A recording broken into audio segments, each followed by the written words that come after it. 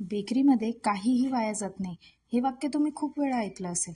त्या संदर्भातील एक सोपी रेसिपी आज मी तुमच्या सगळ्यांसोबत शेअर करते. जेव्हा तुमच्याकडे चॉकलेट केकची मोठी ऑर्डर असते किंवा 2-3 दिवसांचे केक स्क्रॅप्स तुमच्याकडे साचलेले असतात, तेव्हा तुम्ही त्यापासून चॉकलेट बॉल्स बनवू शकता. केक स्क्रॅप चुरून घ्यायचे, त्यात व्हिपिंग क्रीम टाकायची. बऱ्याचदा आपल्याकडे वेगवेगळ्या रंगाची व्हिपिंग क्रीम शिल्लक राहते, तिचा वापर तुम्ही इथे करू शकता. त्यानंतर चॉकलेट इसेन्स टाकून एक डो तयार करून घ्यायचा.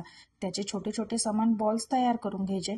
त्यांना एका बाजूने चॉकलेट गनाशमध्ये डीप करायचं.